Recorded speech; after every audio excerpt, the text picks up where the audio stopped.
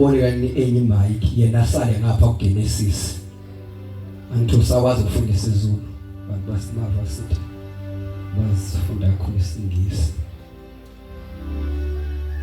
Cela uphinde verse number 1.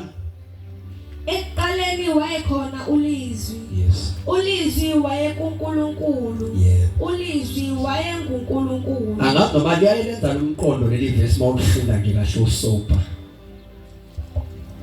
Liyawenza bazalwane. Phinda sisi. Ekuqaleni wayekhona ulizwi. Loze liyenze nje isenzo uzoliphinda noma ka10. Awuphinde futhi.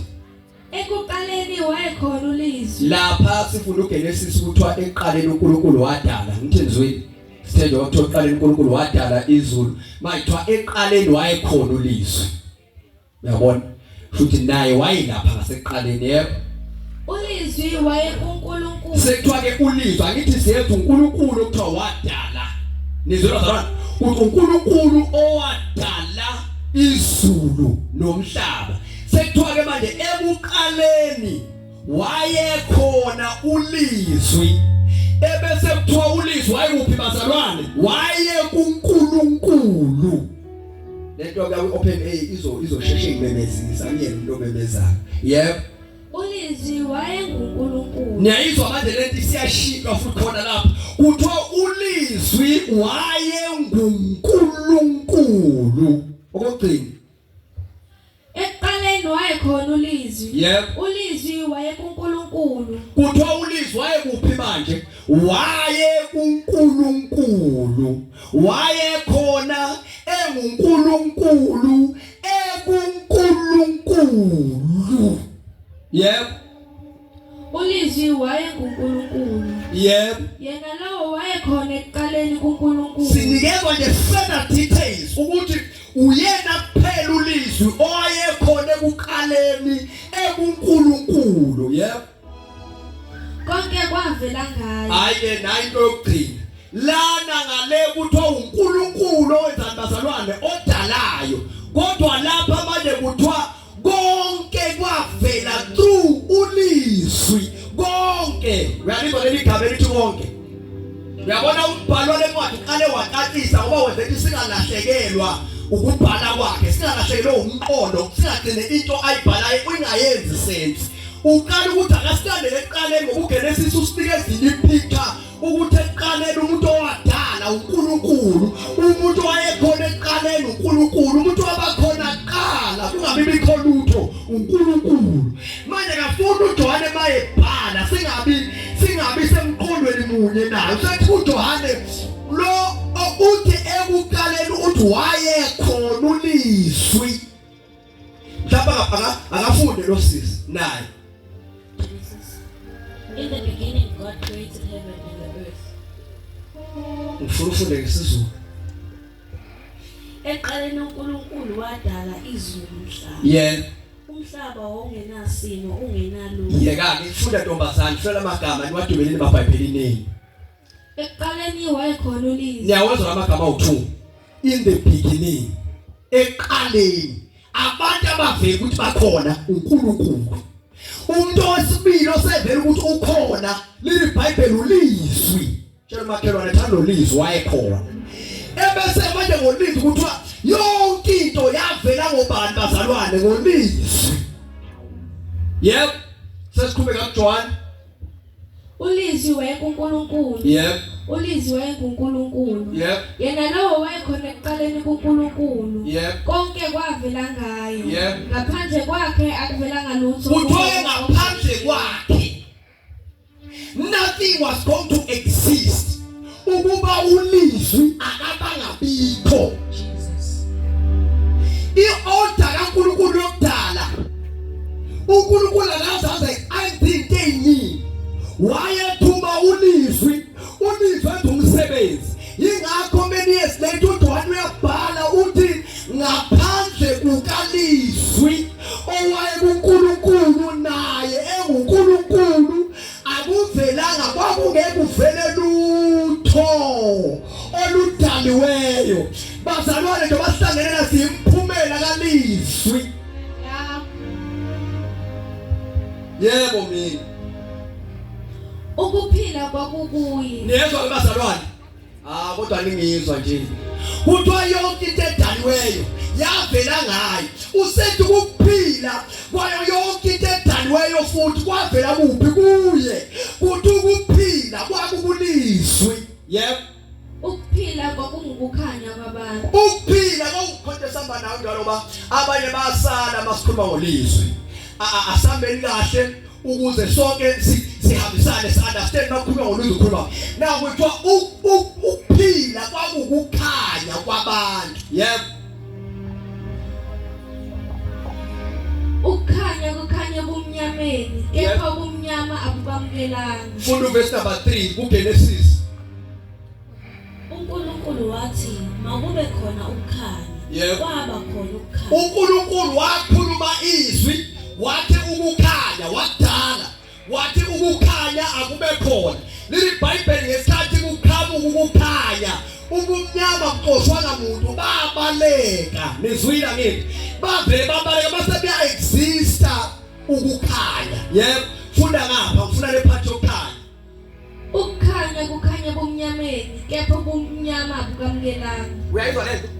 Ukukhanya kwakhanya kumnyameni, ubumnyama bangemukela, babaleka ngoba ubumnyama nokukhanya akuhlangani. La kufika khona ukukhanya, ubumnyama buyabaleka. Yebo.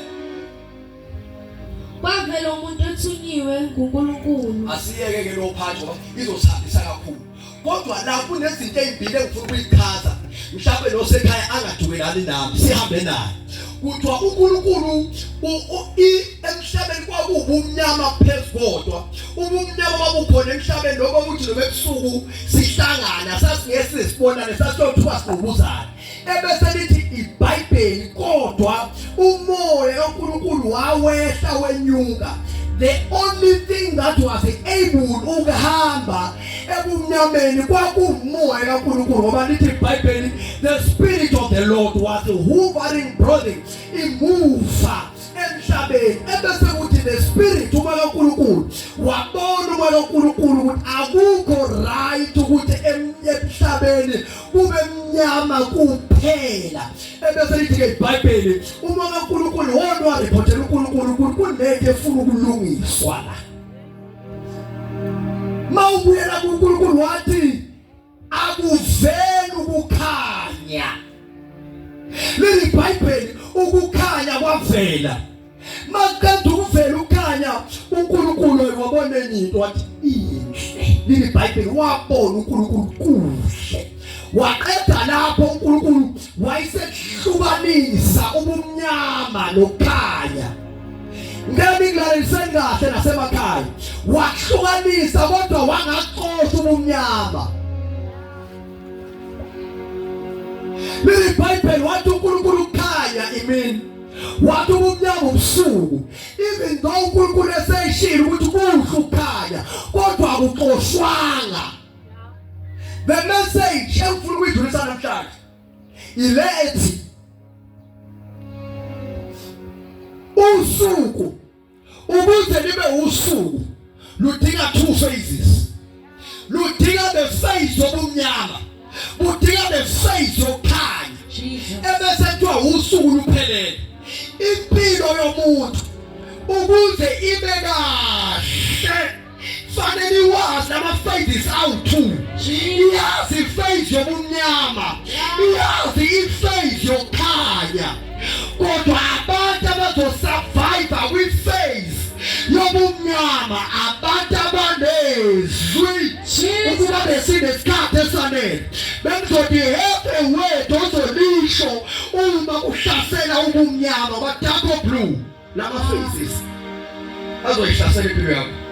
Yiba nezwi. Ngiyashumayela nasemakhaya ngithi ba nezwi oyolukhuluma makufika ubumnyama. Leli iBhayibheli uNkulunkulu wakhulumisa wathi akuvele ukukhanya kwaba khona. And lithi iBhayibheli uma kungakhulunywanga yikho into eyovela. Jesus. Yiba nezwi olukhulumayo emzuzwini wobumnyama. Yiba nento oyikhulumayo. Namhlanje ngizokuxoxela ukuthi izwi eliphuma kumntwana kaNkulunkulu linamandla. Ngoba bafundi iBhayibheli encwadini kaJohn chapter number 1 verse number 12 lithi weza kwabakha abakha ababemukelanga. Lithi kodwa bonke ababemukelayo wabapha amandla. Lawo lithi lomntwana kaNkulunkulu kunamandla. Wabhala uSolomon wathi olimini lwethu kunamandla okuphila, wathi olimini lwethu kunamandla okufa, kodwa iba nalo izwi ozolukhuluma on your darkness hour. Ngoba umzuzu obumnyama umzuzu ufikela wonke umuntu. Abanye bethu abasurvive kulo mzuzu obumnyama. Lithi iBhayibheli masiqhubeka singale John ngenxa yesikhathi lithi akuvelanga lutho aphandle kwalizwi. Akuveli lutho bangakhulunywanga. Kodwa futhi ngiyafuna ukuyikhuluma lento ukuthi akukhulumi nombani. Bakhona abantu abanamazwi angahlonishwa. Bakhona abantu abanamazwi athi noma ekhulunywa ngabe nasindo. Kodwa izwi elikhulunywa umuntu convinced by the Spirit of God ukuthi khona into enzoyenza liyawenza umehluko empilweni yakhe. Oconfess ukufa uzofa, oconfess inhlupheko uzohlupheka. Abanye basikhuluma lento yokufa, basithi oconfess ukufa uzofa, bathi thina sizokufa yila. Abazalwane thina sizokufa sizolala ebese siyavuka siyophila ngale. Asiconfess ukufa ngemilomo yethu. Have a word to say during your darkness hour. Akekho umuntu ongekudlula kulo mzuzu. Shokholwayo phelele. Into esengiyifundile mangifunda neBhayibheli ngithola ukuthi umoya kaNkulunkulu kuphela okwazi ukuhamba kumnyameni. It's only the Spirit of the Lord is going to have kumnyameni. Lithi iBhayibheli uwona umoya kaNkulunkulu owawehla wenyuka until umoya kaNkulunkulu wabona ukuthi konke efuna ukulungiswa. Awukwazi umhlaba ukuphila unobumnyama kuphela. Kuyadingakala ukukhanya. Lithi iBhayibheli uNkulunkulu wayesekhuluma. Sizomemezela ngezwi kaNkulunkulu endaweni yasezakheni ukuthi akuvele ukukhanya. Empilweni zabazalwane akuvele ukukhanya. Ikuphi ukukhanya sizomemezela? Sizomemezela ukukhanya okuKristu Jesu. uJohane akumemezela emfuleni iJordani wathi kunokukhanya akulethile kubantu okuyikhona okuwuphila. Many years later wabhala yena uJohane ku14 wathi uNkulunkulu uyena okuphila. Lokho abhale ngakho chapter 1 wathi ukuphila kwalethwa ukukhanya. Yakhulunywa bakhelwane yakhulunywa bakhelwane. So kwenze sense kulento engishoyo. Izindlu lezi enibonayo phambi kwenu noma yonke into enibonayo phambi kwenu waqala kwakhulunywa before ibe khona. Ofuna ukwakhinda uqala athi ngifuna ukwakhinda. Le ndawo ufuna ukuyakha iphile kuye qala. Ayikhuluma aqeda ayithwebe engqondweni. Mayiqeda uyithwebe engqondweni aqeda ayithwebe phansi. Mayiqeda uyithweba phansi athatha iphepha. Ayokhazela umakho ukuthi ufuna ukwakhinda. Kodwa uqala ngani bazalwane ngokukhuluma. Lapha ekhulumeni kwethu kunamandla. Kodwa hayi makhuluma nombani abamemukelayo wabanikeza amandla. Ngalo bengafunda leli verse ngeAmplified. Abamemukelayo wabapha amandla lapha ekukhulumeni. Sheshani chapter 1:12.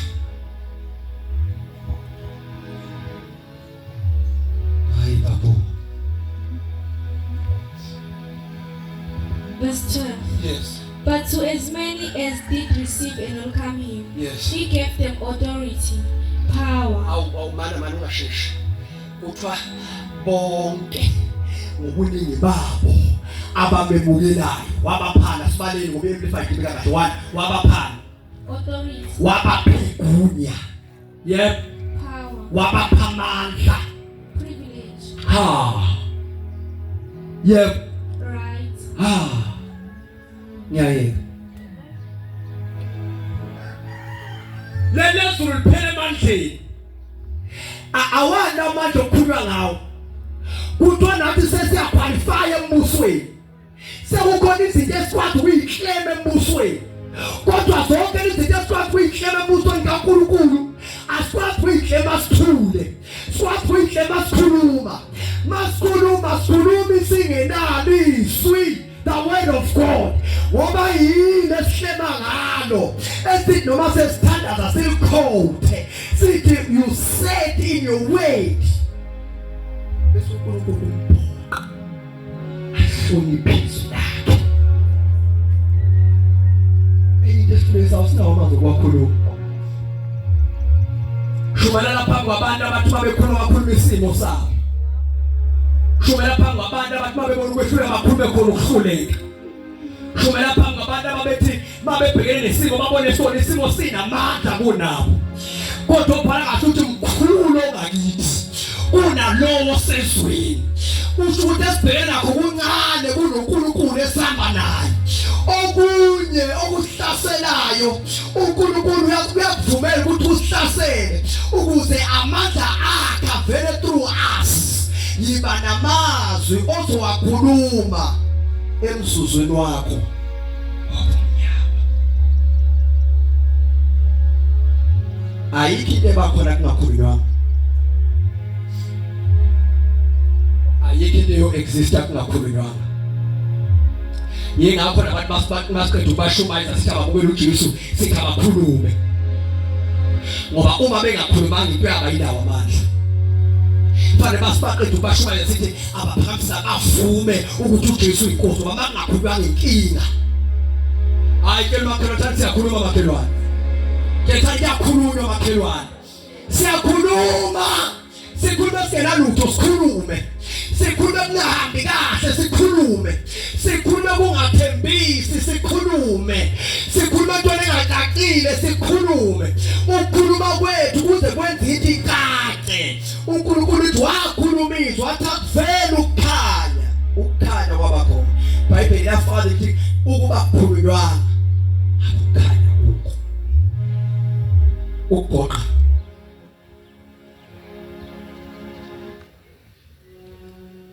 kuthiwa ke chaza into okuthiwa wayikhona eqaleni. Lo lithi iBhayibheli yonke into eyadalwa. Umuntu usuke nemfihlo mayengabazi uJesu Kristu. Sokunemfihlo akafinyeleli kuye. Nibaye abangafunda kahle iBhayibheli bathethayo. Lithi yonke into eyabakhona. Everything that came into existence, it was because of Jesus. Yingakho noma sekuthiwa sithandaze twasingayiyeli thina simyeke yena. Kuthiwa sithi Baba bese sithi egameni. Ngoba even ukuphila kwethu came into existence because of yena. Uyena obakhona. Kakushumayeza usenkingeni umuntu osele uJesu esindisa engamazi uJesu perform miracles.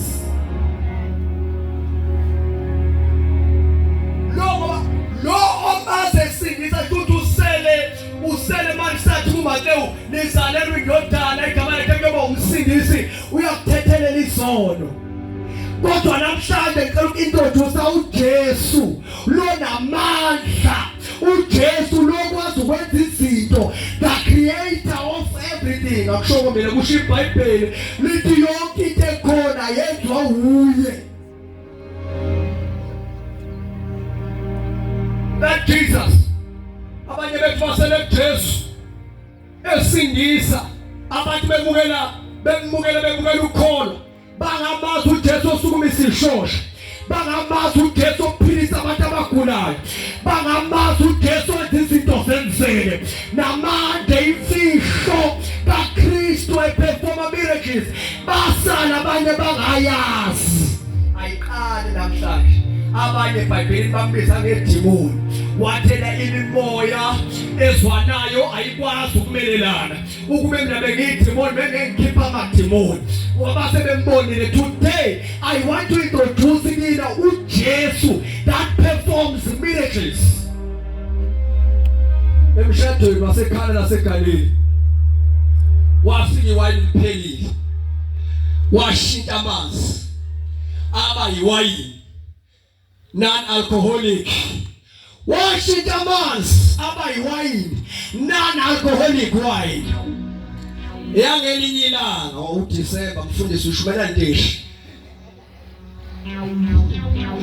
chapter 5 wafika eChibini laseBethesda, wafika indoda eyisina 38 years igula, wafika yena wayisukumisa. Chapter 2 wahlangana nowesifazane, abantu abaningi bana-understand into wayijola kakhulu, wayiqoma ngisho indoda engamshelanga. Leli Bible wafika wamtshela indaba zakhe. Ngenxa lowesifazane wahlangana amaSamariya namaJuda, bayipurpose yokuhlala kaJesu nowesifazane kwakuhlanganisa zonke izizwe, kungabi namehluko. Wahlangana bonke abantu, wasutisa amadoda u-5,000, wavula amehlo impumputhu, okusho ukuthi indaba kaJesu ayipheleli kuphela ekuphakamise sakho, ihamba izifike emandleni. Ihamba izifike awu bangizwa abantu abalakona bakuthi bangizwa indaba kaJesu ihamba izifike kuphi. Iyandifundile sithi bonke ababemukelayo wabapha amandla. Lawo mandla yiwo esikhuluma ngawo. Kulake ngishumayeza namhlanje kwamina njengoba nihleli kangaka ningilalele, ayikho into engiqualifya ukuthi ngibe phambi kwenu. Ngiqualifywa amandla okumemukela.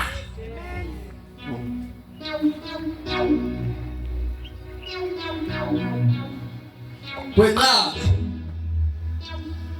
ukuba nezwe eliyiphephesi, izwe engaswakali. Ngikhuluma nabazali, kunqabe ngisho uba umzali onezwe elingaswakali, izwi lakho kufanele lihambe with the spirit of God ngemuva. Uthi noma ushaya umthetho ekhaya uhamba, ingane isale ilalela izwi lakho ungekho. Banye bethu sithola ama-frustration ngoba izwi sikhuluma izwi elilayithi. Bukani leli kwakhulunywa ngalo lapha, kwathiwa akube khona ukukhanya. Ukukhanya kwabantwana bazalwane. Soshubeza abazalwane ukukhuluma izinto zenzeke, ungabe umthando okhuluma izinto engenzeki. Khuluma kuzwakala, uthi ngibeke kanjalo, khuluma kuzwakala. Ungabe umthando okhuluma izinto okungenzeki. Ngiyashumayela nabobaba emakhaya ukuthi uma izwi kaNkulunkulu liphelezelwa, the spirit of God ngemuva, noma ngisho bethu ushaya umthetho ekhaya, ingane zakhe izwi lakhe zilizwa lihambisana nobuNkulunkulu, seliyalalelwa. Khuluma nathi siyathanda, mathanda siyathandaza. Kanti mzala bayithanda ukukhuluma izwi, ukhuluma izwi elidalayo. Sizomemezela kule ndawo ukuthi abantu ababe nezwi elidalayo, but in order ukuthi babe nezwi elidalayo, naku ugxolo ukuthi bonke abamemukelayo wabapha amandla. Bathi noma usukhuluma into engalaleleki, konke lokho iBhayibheli ngiyavala manje. iBhayibheli ngaphandle kwakhe akuvela ngalutho. When you hear us preaching Jesus, you will be iBhayibheli itshela ukuthi ayikho into yaphefumula yaphila ngaphandle kaJesu. Menyezetha wabhala eluJohane wathi uJesu indlela, wathi uJesu uyisango, wathi uyiqiniso, wathi ukuphila, wathi akekho zakubaba ngaphandle kwakhe. Uma igama likaJesu lingabizwanga sisaba. Babe sinesikhathi bengizoyichaza ukuthi uJohane bayikhuluma emfuleni iJordani ekhuluma ngokukhanya, athi ukuphila kwaba ukukhanya. Ukuphila wayekhuluma kuJesu okuphila. Uma ekhuluma ngokukhanya wayekhuluma ngoJesu. Ukuthi yikho kuyoletha okuyogaba kuhlehla ubumnyama. Ebese kuthi noma kubuya ubumnyama makumfika yena ekhona, you won't be defeated. So khuluma message esiphambane esiuKristu. Ukuthi abantu bamazi uKristu bawazi amandla akhe. Siyasaba ukukhuluma enye into esingayazi. Siyasaba ukuphakamisa enye into esingayazi. Kodwa nanto esiyaziyo eleli iBhayibheli kwakhulunywa ngaye, yonke into yavela ngaye, yenzeka ngaye. Balo bhali kwaDezenzo wathi zonke izizwe, wathi zonke ilimi. Hayi bazalwane, yonke into ephefumulayo iyaguqa. Iguqa egameni likaJesu, lona elanikezwa labalikhulu, lona elanikezwa labalihle. Leli iBhayibheli alinikezwanga labalihle ezulwini kuphela, lanikezwa labalihle ezulwini, emhlabeni, ngisho nangaphansi. Ilona elanikwa labalihle. Ngicela ukuzomemezela sengizothandaza, akuveli ukukhanya ey'mpilweni zabantu. Akuveli ukukhanya, somemezela uJesu.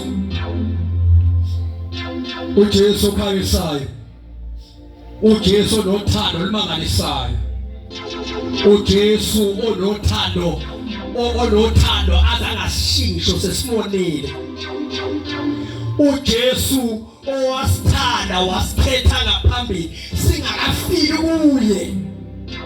Sizomemezela yena. Uye lo Jesu ekuthiwa wayekhona eqaleni, uye lo Kristu okuthiwa konke okwadala kwavela ngaye, uye lo Kristu okuthiwa waba khona kusemnyama ngaye kwavela ukukhanya, uye lo Kristu ukufonywa komhlaba okwabekeka kuye, ungakho evele ngathi kumkhulu kunakho konke. Uyena yedwa lithi iBhayibheli uhleli ngakwesokunene sikaNkulunkulu. Let there be light in your life. Ngiyafisa kulo mzuzu wethu ukuthandaza, wonke umuntu okhona lapha akhulumise, umuntu okhona ekhaya akhulumise, akhulumise empilweni yakhe. Unyaka siyawuqeda manje, qala unyaka omusha. Kunezinto esifuna ukuyibona zenzeka empilweni yethu, ufuna siyikhulume namhlanje. Kunezinto esifuna ukuyibona uNkulunkulu eyishintshe empilweni yethu, ufuna siyikhulume namhlanje. Uyikhulume namhlanje bese uhambe uyobhala phansi ukuthi ngomhla ka-23 December 2025 ngakhuluma. Ufuna ukukhuluma enhliziyweni yakho, usuvula wamvulela uNkulunkulu ukuthi angasebenza. Bathi iBhayibheli ababemukelayo banikeza amandla. Ngelasemeni ngeenyawo. Lokho ekhaya ongalalele ngifisa akhulume. Mayiqeda ukukhuluma thatha iphepha abhale. Mina uNkulunkulu engimkhonza ngawo aqamba manga abobhala ukuthi ngalolu suku ngakhuluma. Thina silapha siphakamiseni izandla zethu. Oh Spirit of God,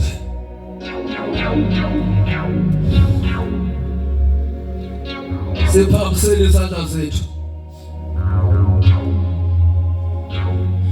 Funa ukuhlabelela kanye sonke bese siyakhuluma lapha emthandazweni. Funa sikhulume, wonke umuntu akhulume. khuluma into ezoshintsha impilo yakho.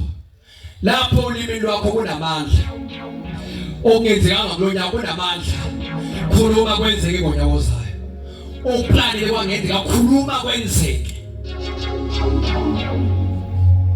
Oh Spirit of God. Uyinkosi yamakhosi. Ungumdali